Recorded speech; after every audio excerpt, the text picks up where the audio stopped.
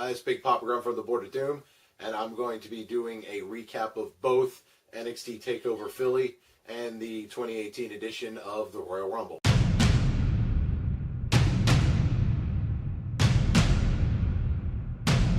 Okay, this video's going out a little bit later than usual, by almost 18 hours, because I was waiting for either Golden Boy and or Junior to join me, and due to various circumstances, neither one could.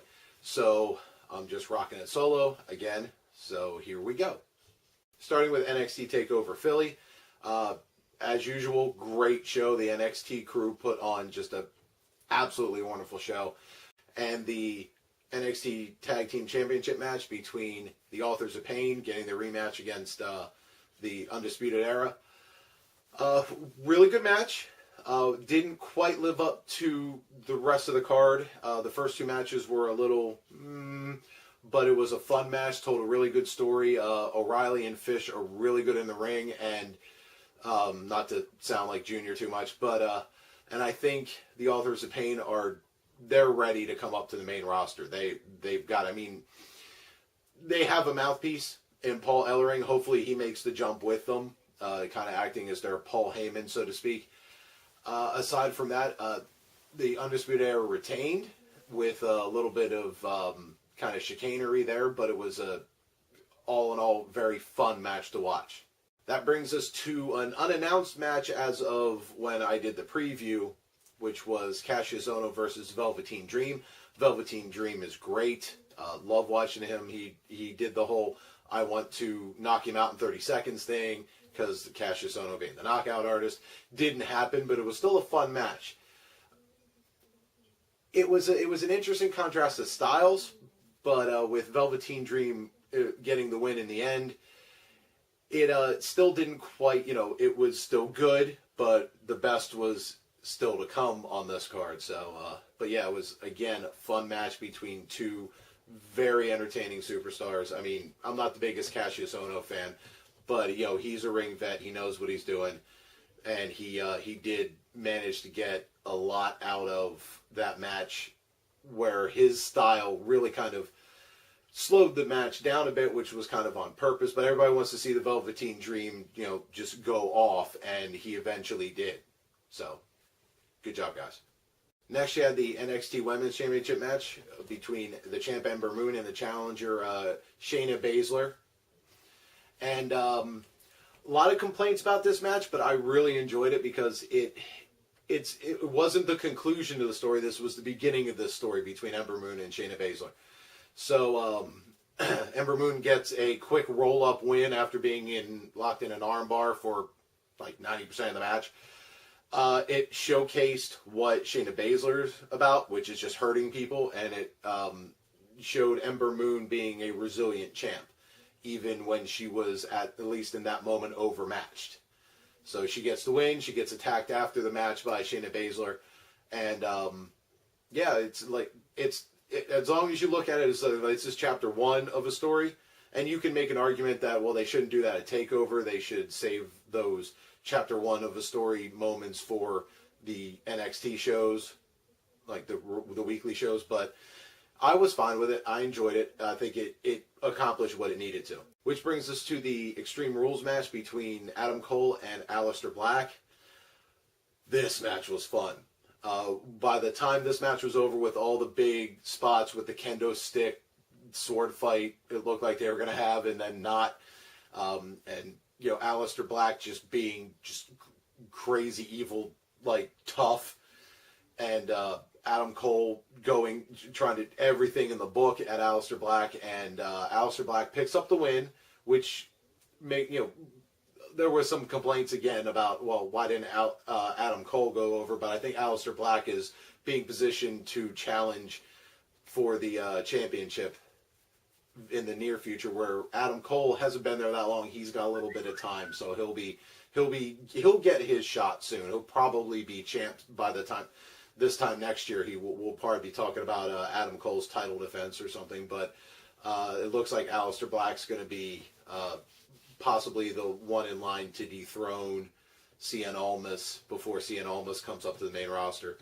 Speaking of which, that brings us to, after the incredible display of whatever that was between Adam Cole and Aleister Black, I even sent out a tweet saying it's going to be hard for this match to follow that, just because it was so great. And Johnny Gargano and Cien Almas delivered. That was probably, you had 2 match of the year candidates already, and it was the first real pay-per-view of the year. And we've, like I said, we've already got 2, because Gargano and Almas put on a clinic on how to.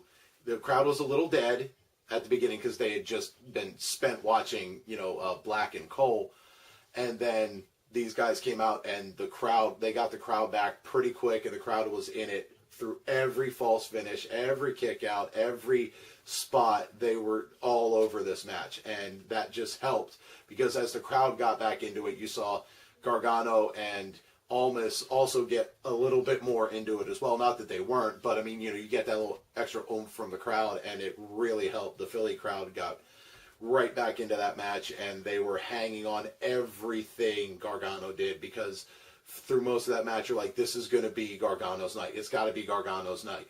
Unless Ciampa interferes, it's got to be Gargano's night. And he more or less lost clean to Almas. I mean, there was some hijinks with Vega, and then eventually Candice LeRae jumped the barrier and chased her off, and a little bit of the distraction early prevented Gargano from winning, but the actual end of the match was, relatively clean. Almas hit Gargano into the turnbuckle on the outside, then did his little move, his running double knee in the corner on the post, and it was just a few moves later, and it was over. And Almas retains, and I think it was the right decision based on what was coming next, which is Ciampa returned, still with a crutch and a knee brace, although don't know if that's just for the story or if he's still actually injured and they knew they had time to bring him back, and he'll be back soon to progress that.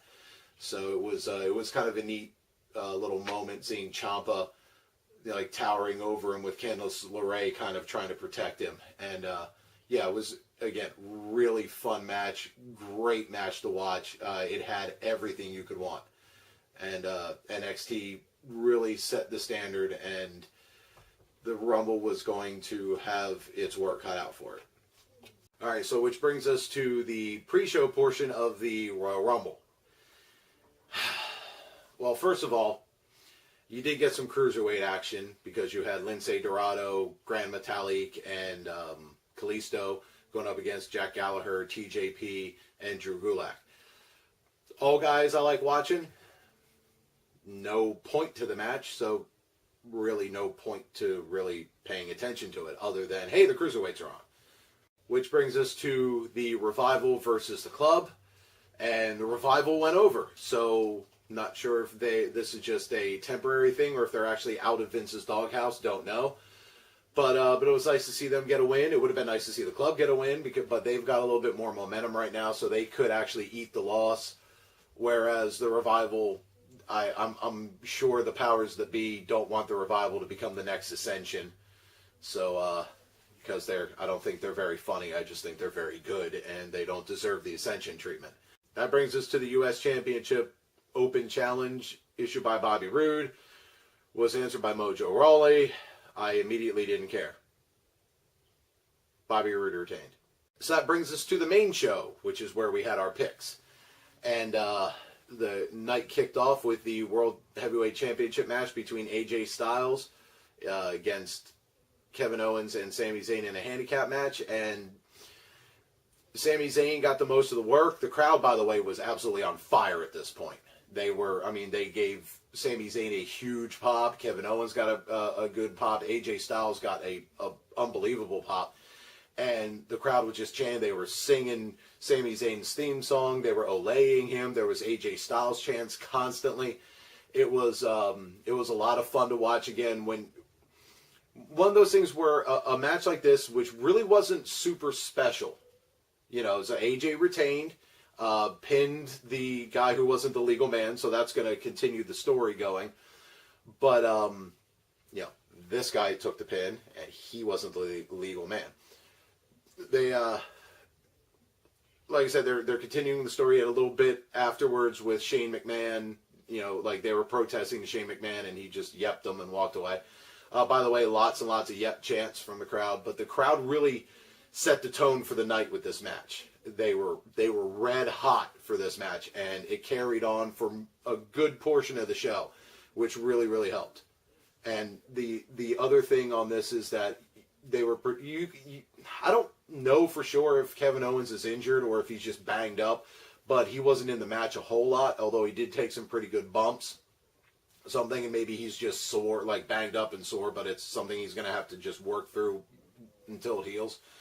And Sami Zayn carried the match. And Sami Zayn versus AJ Styles, much more interesting than Kevin Owens versus AJ Styles, because Kevin Owens and AJ Styles tend to wrestle, their matches tend to be on a little bit on the flat side, which is weird. Whereas Styles and Zayn tend to put on a little bit more of an exciting show. So again, great match. It was a lot of fun. Then up next was the 2 out of 3 falls match for the SmackDown Live Tag Team Championship between the Usos, the champs, and Shelton Benjamin and Chad Gable. And the Usos took the first 2 falls, and that was it. They went up 2-0, and it was over. Kind of a dull match. There wasn't a lot of spark. Like, everybody was performing well, and everything was going well. So, but they were a little bit flat. And I don't know if it's just a lack of long-term chemistry or what.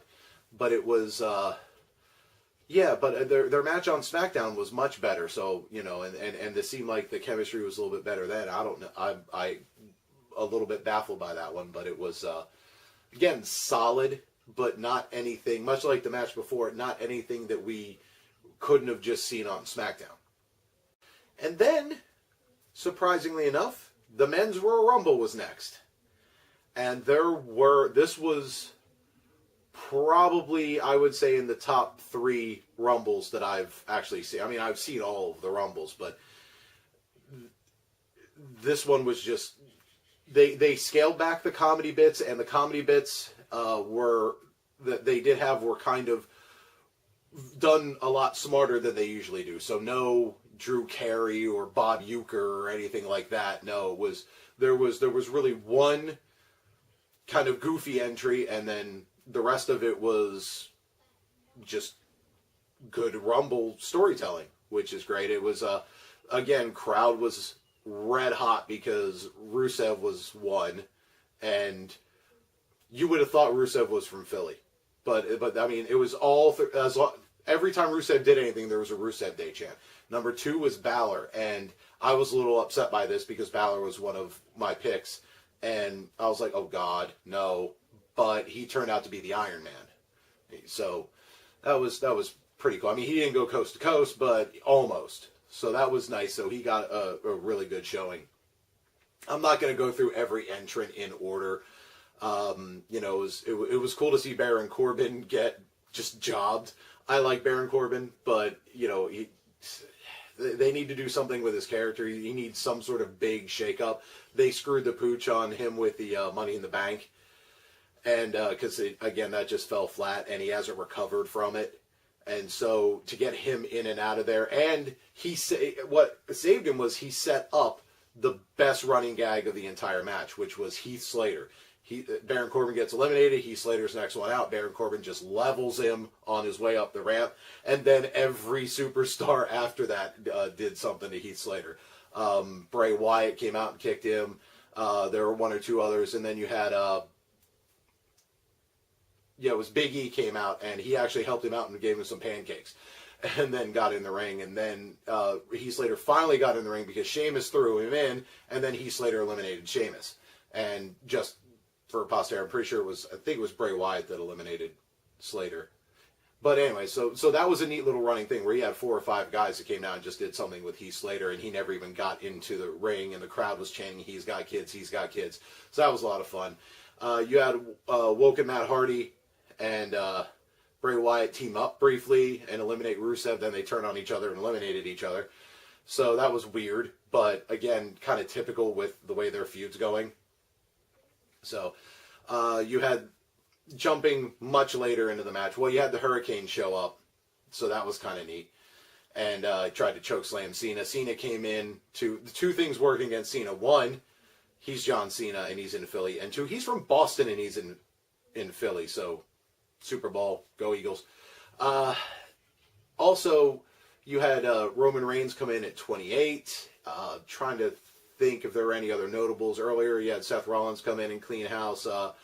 You had Cesaro was in there for quite a while. You had Roman Reigns eliminate Seth Rollins and just kind of go. And Seth Rollins was like, okay, well, I kind of expected that from you. Number 30 was not Rey Mysterio. He was like 28, 27, somewhere in there. I forget. No, Roman was 28. And then, so Rey Mysterio showing up, and he got a huge pop, which is great, because last time he was in a Rumble, it didn't work out so well for him because he wasn't Daniel Bryan. I don't really think anybody was expecting Daniel Bryan this time around, so that wouldn't have been too much of a factor. You had Shinsuke come in at 14. I think he was 14, pretty sure. And he, went the rest of the way. You had a moment where you had Roman Reigns, Finn Balor, and Shinsuke, Randy Orton, Rey Mysterio, and John Cena square off, so it was like old school versus new school. That was kind of neat. So then you eventually had the final four, which was, I believe it was Cena, Balor, Reigns, and Shinsuke. Yeah. And then Cena eliminated Balor to a chorus of boos, and then you had Shinsuke eliminate Cena, so it came down to the two that were most commonly thought of by most people that were picked to win the Rumble, which was Roman Reigns and Shinsuke, and they both got their moves in. Either Shinsuke sold a spear terribly or Roman Reigns just aimed too high, one or the other, but there was an awkward-looking spear. Eventually, Shinsuke was able to get Roman over the top rope for the win. He kind of just tossed him, and it was great. And Shinsuke Nakamura is going to WrestleMania to wrestle AJ Styles, and Shinsuke Nakamura won the Men's Rumble. Who'da thunk it? Then you had the Raw Tag Team Championship match, which was utter crap. Not from a execution standpoint in ring. You had Jason Jordan take it went head first in the ring post, and so he was like dazed for the rest of the match. At one point, tug himself in, then tug himself right back out, and then wandered off, and basically leaving Rollins to get double teamed for the last minute or so of the match before he got eventually pinned. And the Bar, now the tag team champions in a match. The crowd was dead because they were spent from the match before, and there was just no life in that match. But at least they got the belt off the unlikely champions, Jason Jordan and Seth Rollins, because that story was going nowhere. So why not just put it back on the Bar and reset? You had the triple threat match for the Universal Championship between Brock Lesnar, the champ, Kane, and Braun Strowman. We all knew that Brock Lesnar was going to win, and we all knew that the only reason Kane was in the match was to eat the pin so that Braun Strowman didn't.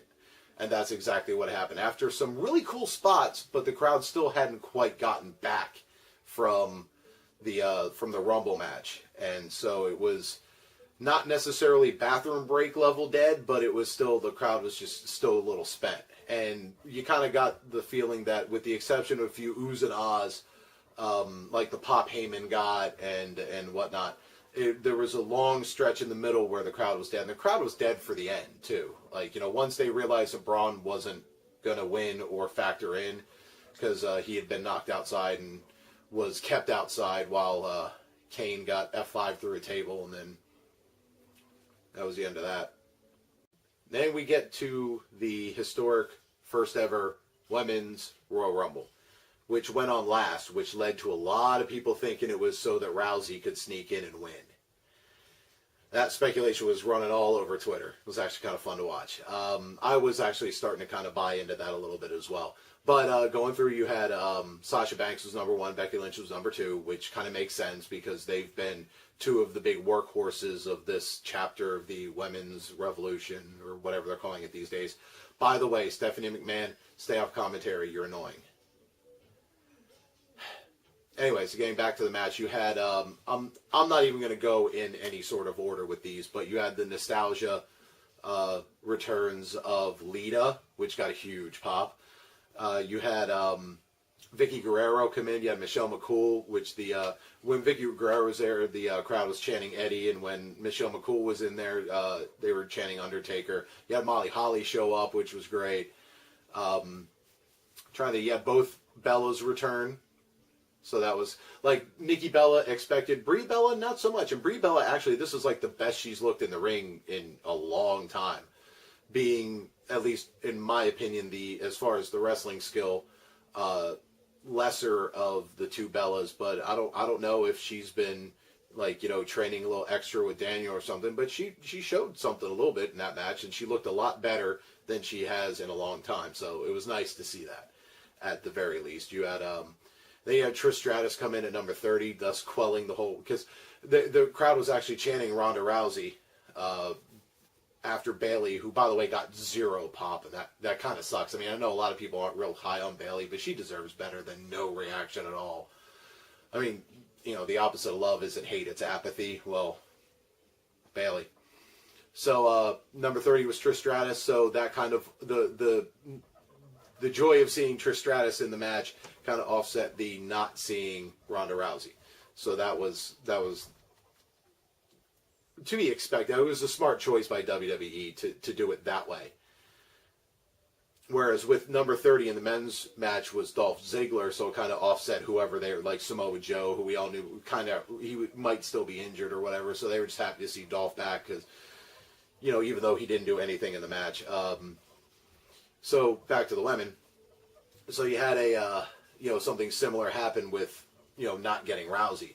So this is showing that WWE is learning from its mistakes. You had Asuka show up somewhere in the middle, and, lots of Asuka's going to kill you chants. You had Ember Moon in the match. You had Kairi Sane, both from NXT. Not a lot of NXT people, like Adam Cole showed up in the men's, and so did Sienna Almas. You had Ember Moon and Kairi Sane show up. My pick was Peyton Royce, and she didn't show. So you had a lot of a nice kind of balance of. I know some people didn't really care for the amount of nostalgia. Jacqueline was in the match, like the amount of nostalgia that they showed for the women's one, but it was not only set up to be Asuka's win, but it was also, paying tribute to all the little stages of the women's revolution along the way. So that's why you had Jacqueline in there and Molly Holly from like the Attitude Era, and you had and Trish and Lita were kind of in both that and the Ruthless Aggression era. So then that's why you had Michelle McCool and you had Vicky Guerrero and showing up there. You had Mickie James, who was actually on the roster, but it was nice to see Trish and Mickie square off a little bit. Apparently Trish did the I'm not going to do it, but what you saw on TV was her showing like this, but according to eyewitness accounts, off camera she did the tongue thing. So I was like, aw, that would have been awesome, but family programming and all that. So, yeah, Asuka ended up winning. She eliminated Nikki Bella after Nikki Bella had eliminated Brie Bella. And after both the Bellas eliminated Sasha, you had Beth Phoenix show up. That was kind of neat. Square off against Nia Jax. Nia eventually got eliminated by like a whole group after she was just dominating. You had Natalya eliminate Beth Phoenix, and they're supposed to be like BFFs. So that was kind of interesting. Kelly returned. So she was another one of Tori Wilson from the Attitude Era. You had Kelly from the Ruthless Aggression Era. So yeah, it was kind of a mixed bag of who's who, but in the end, Asuka won. That was the right choice. And then Joan Jett's bad reputation starts playing, and out comes Ronda Rousey, and she pointed at the sign a lot, smiled, shook hands with Steph, got dissed by Asuka, and left. Turns out she was signed full time, so I guess they got plenty of time to flesh that out. Rumor has it she's not actually going to go for either title. We'll find out probably on Monday nights, or like tonight's Raw, who Asuka is going to face. But yeah, Ronda Rousey allegedly is scheduled to wrestle in a mixed tag match against Triple H and Steph. I know a lot of people are thinking it's going to be Dwayne as her partner, which may very well be, but Dwayne's a busy guy these days. He He wasn't even able to get to Raw 25. So, yeah. So there you have it. Those were a bit of a rambly recap because I'm processing 2 shows and a lot of stuff I'm trying to remember. I was way too tired to film last night, and then it was suggested that, we do it as a group today, and that didn't happen. So, yeah, I'm a little off today, but that's all good. It was a long weekend of wrestling, so I can be excused, I hope. So, I really enjoyed TakeOver. I thought it was a great show. I thought this was the closest in a long time that the main roster show got to living up to the expectations set by the NXT show. There were some dead spots, absolutely. It's a long show, and the crowd was able to stay hot for a good chunk of it, but you got to expect some dead spots. But overall, both Rumble matches I enjoyed watching. I thought they were fun. I thought they were exciting. And I wasn't real happy with any of the championship matches, but they weren't so bad that it ruined the show. So I definitely enjoyed both shows. I liked NXT better, but the Rumble was a lot of fun. Wife of Doom and I just sitting on the couch just watching. Anyways, I'm going to do the standings recap at the end in text. I'm not going to go over it with my phone just because I don't feel like it. So I'm still in first place, and 2 points behind me is the Wife of Doom. She still has a blue turtle shell. If you're not quite sure what that's all about, go rewatch our old videos, specifically the Money in the Bank one, because it's a Money in the Bank thing. She has to use it before WrestleMania. So you can't wait till WrestleMania to use it. You have to use it. So she has 2 more pay-per-views with which to use it. So if the standings stay the same, I suspect she's going to use it to tie me, and then going into WrestleMania, winner take all, so to speak. All right, so that was it. I've been Big Papa Grump, and I'll catch you next time.